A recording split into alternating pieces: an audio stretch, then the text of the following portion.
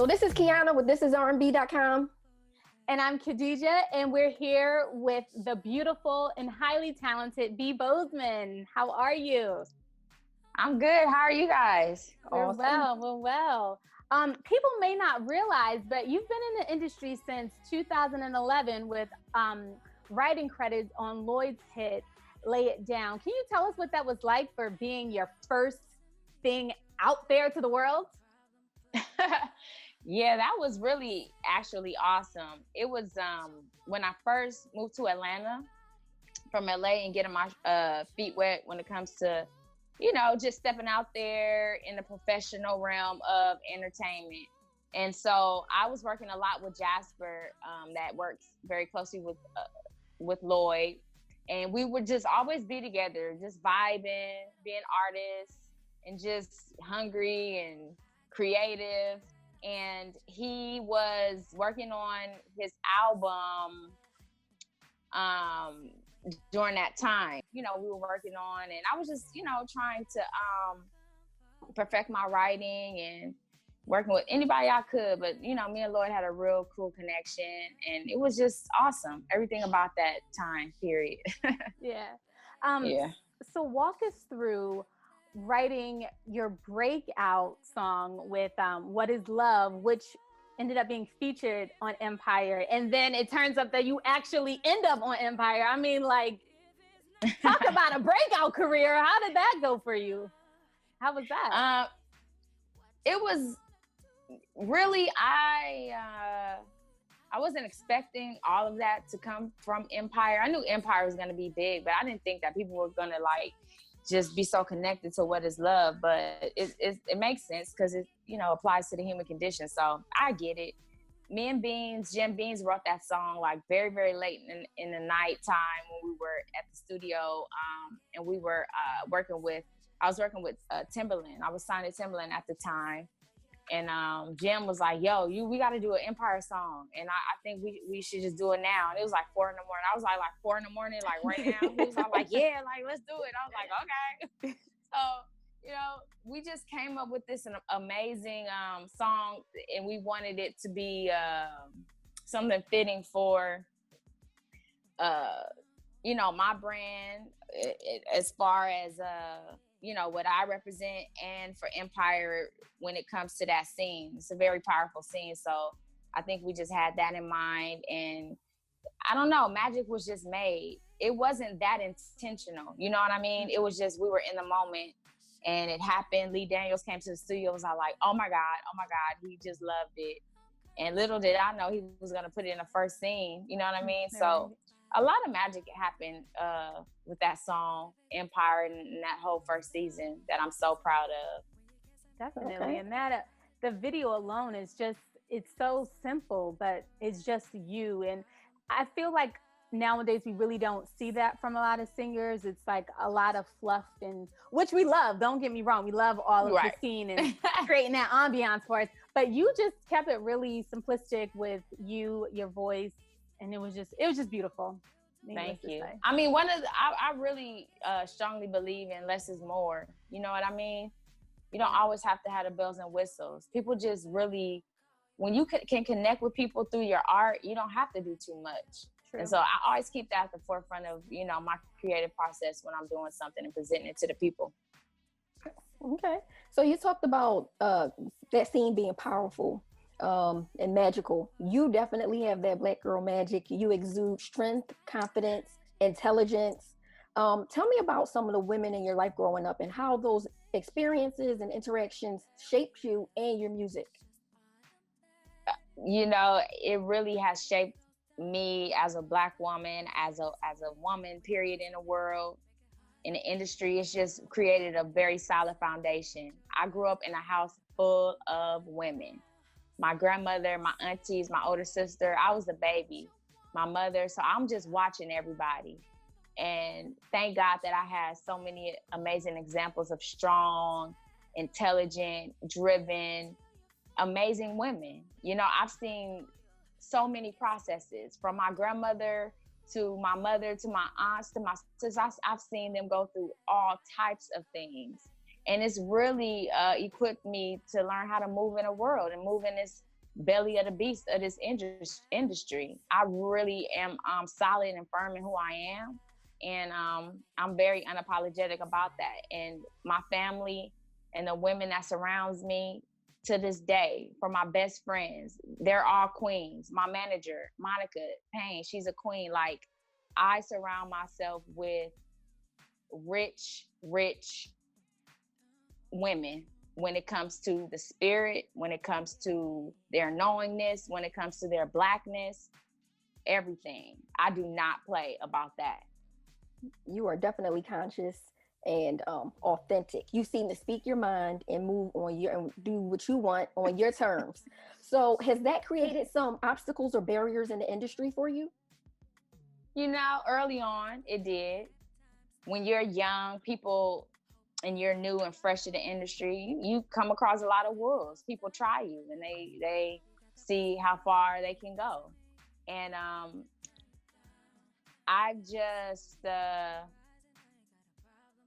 I've set the tone to where I don't even come across that anymore. Like, good for you. Yeah, I don't come across that because I've created my vibration is strong around me. So you know, people don't they don't even be coming at me with all that all those shenanigans. You know what I'm saying? I have no time. I've been through too much. I'm very solid in who I am, and yeah, it's not that serious. Fame it's a monster if you let it get to you in a certain kind of way. You know what I mean? Okay. So having said that, you know who you are. What advice can you give to some of the newcomers or people trying to, you know, just trying to get into the industry who don't know who they are yet and they just want it? What advice would you give them? I would say slow down. I would say study people that have become successful and seem to have a solid foundation. You know, you have to, and also to surround yourself by people that have good intentions when it comes to what you're trying to do. You're young, so you don't know everything. You're gonna make mistakes, but make sure you have a covering. It's so important to have a covering out here, because if you don't, you know, you can come across some things that's, you know, overwhelming to you, and that's just the honest truth. So if you have a covering, somebody that truly has good intentions for you, understand what you want to do, and just can guide you and make the best decisions for you, short term and long term, then I feel like you're good to go, because you can't do it all by yourself. You just can't. Management, your family, whoever, just make sure that covering is as authentic as can be. definitely. Great advice. Thank you. For sure. You're welcome. So growing up in LA and being around when Rodney King was happening and the rioting and that whole movement, and we're fast forwarding to present times, how would you compare the two? Very, very big difference. Black people have a better understanding of their knowingness and who they are. We have the world at our fingertips, so we can study our history. We can learn on so many different levels when it comes to spiritually, intellectually, economically. And I feel like, you know, during that time, although it's still the same anger, I feel like we get it just a little bit more. You know, I was from the east side of LA, so I just saw a lot of pissed off people burning shit up, you know what I mean? And they were placing their anger in the wrong place. You know what I'm saying? But now I feel like we're placing our anger in the right places, and we're a bit more organized and trying to really get things done and be effective when it comes to you know, social injustices. You know, we're taking advantage of our platforms. We're having so much dialogue when it comes to our community, and I feel like a lot of the older generation, they're encouraging the younger generation now. They're embracing the ideals, and they're seeing that, wow, these young kids, this next generation, they're pumped up, but they have strategy, you know what I mean? And they respect that. So, yeah, big difference. Definitely. Wow. Okay, so that's one of the things I love about you is that you have a voice and you're not afraid to use it. And it's not only that you have a voice, but you have a mind and you're using that and you're spreading those nuggets out there, because a lot of people have platforms, and they have something to say, but what are they saying really? Right. You know? Child. So you have a lot message. of these folks they are so erratic about things that they say. And it's really vital now that we just got to make sure we research, make sure we read, because when you do have a platform, you have to really be conscious of what's going on out here in the world, like for real. There's people watching. As soon as you see something, you see a repost here, a repost there, and it's just, you know what I mean? So we have to be responsible with our platforms and the information that we give out. Like, that's so important. Absolutely. And you're multidimensional. You have many layers of dopeness. You write songs, you sing, you're an actress. Tell me which lane you like best, or do you love them all equally? And well, right now you're an activist too, so. Right, I like to call it artivist. Hey, okay, artivist. Yes, I'm into my artivism right now. And yes, honestly, I feel like you know, Spirit is creating another platform, or not. I wouldn't say platform. Spirit is creating another passion. As far as like really knowing how to balance my art and my activism. Okay. You know, I'm very passionate about what's happening with my people, and I'm very passionate about my music and what's going on in the world. It's like, oh my God, I'm like, is Nina Simone like visiting me in my dreams or something? I don't know. I'm just feeling so much passion and just a rebirth of energy when it comes to my artistry, you know? And I'm always an advocate for like creating a balance, because I'm always gonna give you the fun stuff, the balance here, you know, all that stuff. But it's so important that we just take advantage of these times when we are artists. So I'm definitely all into this situation. So wait, can we expect some music with your artivism? And you sure can. All right, I'm excited for that. I'm going to the studio today to finish an amazing record that I'm doing regarding the times. And of course, you know, people know about Race Jones and Dear Officer from the past. So, you know, those are just going to be a part of my repertoire when it comes to, you know, my artivism and making sure I use my voice responsibly. Yeah. Okay. Definitely. With your latest single, Juicy, it has like a different feel from the music that you've previously put out.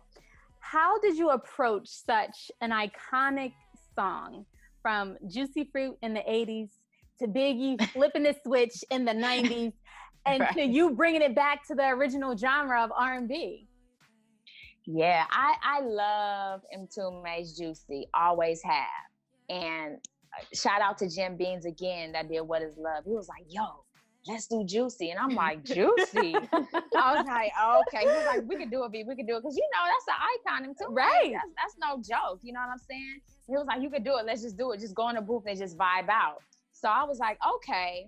I wanted to bring sensuality to hip hop, you know? I wanted to bring some LA-isms to the song, too, because, yes, Biggie did it. And he gave the people like the New York vibe. And I just wanted to kind of stamp it with my little vibe. So I just, you know, approached it very like feminine and sexy, because I do have that side. I mean, I'm a grown woman who, you know, we have our days. So caught me on a great day. And I really, Whitney Houston's song, a few summer moments. That kind of inspired the whole melody for Juicy. Wow. So I I don't know. It was just magic. You know what I mean? We did that song in like an hour or something like that. Wow. Yeah, it was fun. You definitely put your stamp on it. And that Juicy challenge was popping. You got some good people sending stuff, right? Yeah, right. They're having fun with the TikToks, and I got a juicy drink coming. Oh, a little cocktail for the summertime. Hey, cool little. Yeah, we gonna do a lot of cute stuff with Juicy this summer. All right. Did you find a winner for your Juicy challenge?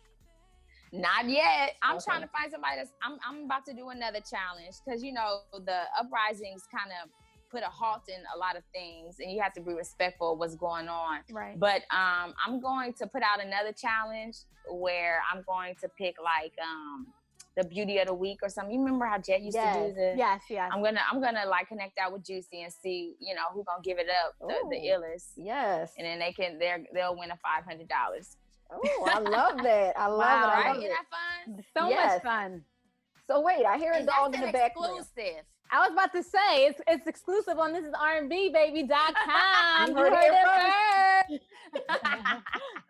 But wait, I hear a dog. Is that my barker?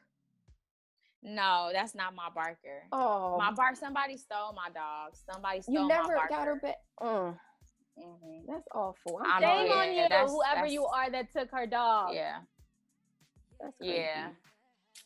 I'm sorry. All right. That's okay. So you said you wanted to touch the soul of the people. What do you want your actual legacy to be? I want to be a universal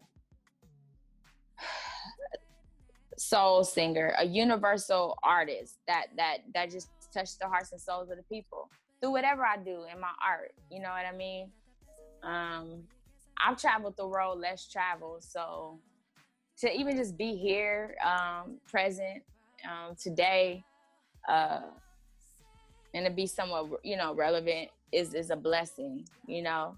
So I just really want it to be a solid brand all around. When people think of V Bozeman, I want them to think of authentic, just heart and soul that's always gonna touch you in some kind of way, you know? Yeah. So that's the goal. That's the goal. Okay. Well, you've worked with some iconic artists such as, you know, Timberland and CeeLo Green and Tyrese, just to name a few. Can you tell us that experience? When you first met them, it was like, you know. It was amazing. I mean, those people you've mentioned, you know, they're living legends, you know. Babyface, Teddy Riley. I was just like a sponge, you know what I mean? I knew what I was in the presence of, so it was very humbling. I was very grateful for people of that stature to acknowledge me and my artistry and help me grow as an artist and help me to navigate in this business. They've touched my life, you know. There's no words. You can't buy what I have learned and gained from being around legends like that. And I just try to apply it through my day-to-day, you know, processes when it comes to art, being an artist. And I'm just grateful that they're in my lives, for sure. Yeah. Nice.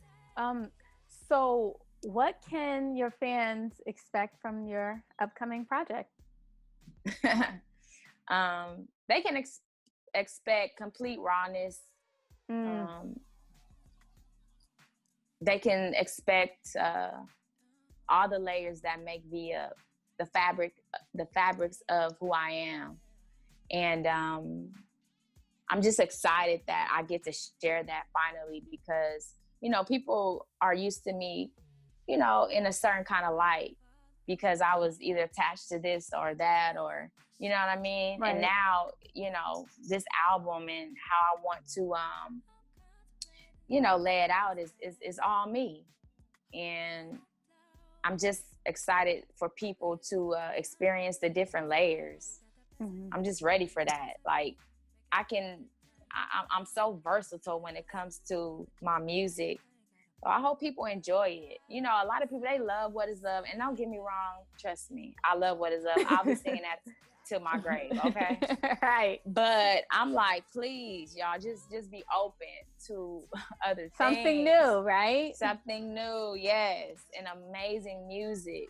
Never box in an artist, you know, that's like kryptonite to us. So I'm ready to step into this new space with this album. So yeah. Okay. Be ready to see it and hear it for sure. Thank you. All right. So it's game time. Okay. All right. So since you're a songwriter, we thought it would be cool if we give you 2 words, you come up with a hook. All right. Okay. So here are the 2 words we decided on: unapologetic and matter. Let's see what you can do with that. Unapologetic and matter. Yes. Unapologetic.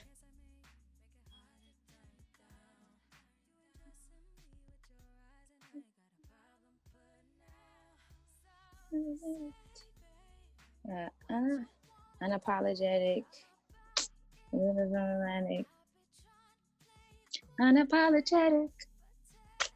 It's always automatic when it comes to the unapologetic.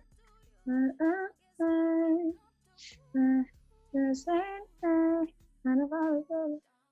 All that matters is unapologetic. All that matters is automatic. I like that kind of way. All that matters is unapologetic when it comes. See, now you got me really like wanting to do this. And I really want to hear it. Seriously, I'm like, girl, I got it. I need it. Maybe I'll make it to your album. We'll see, right? Maybe so. I don't know. Because unapologetic. Hey! Right. Like she's unapologetic. He's unapologetic. We unapologetic. And it's a man. I don't want to say Black Lives Matter. It's all that matters. It's all that matters.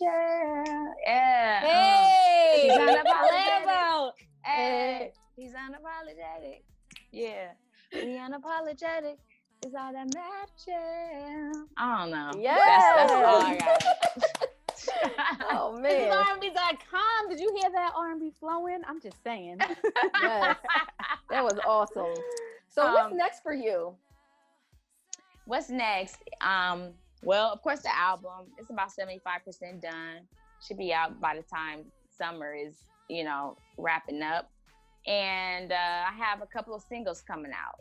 The next single, Sky's the Limit, featuring my good friend, Kenyon Dixon. It's an amazing record.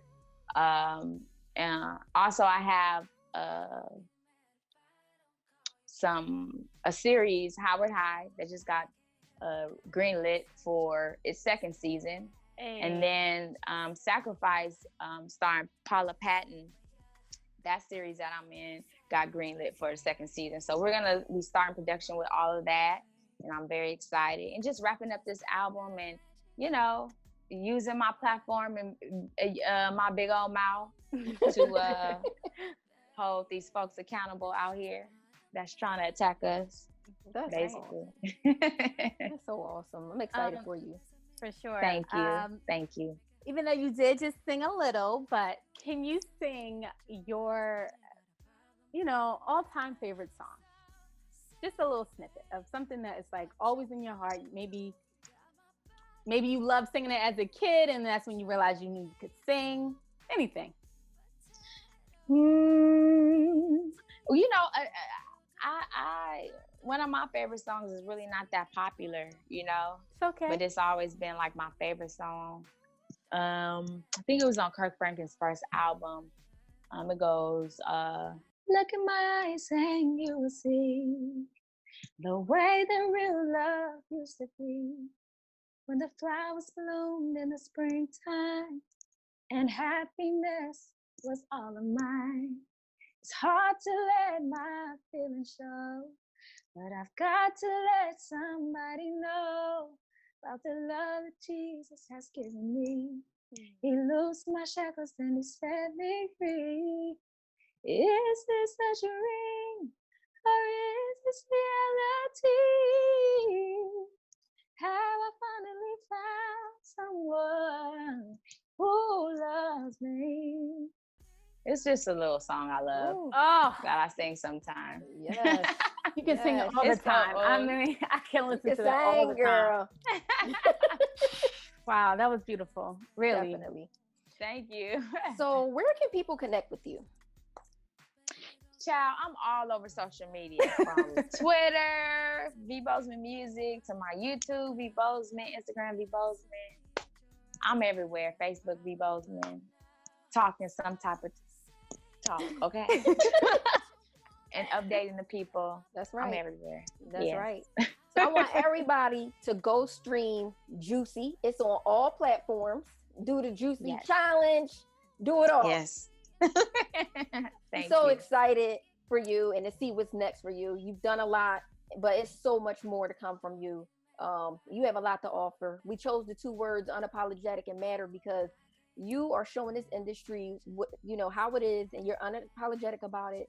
And you matter, your music matters, your voice matters. Keep going, girl. Keep doing your thing. Thank you so much for spending time with us.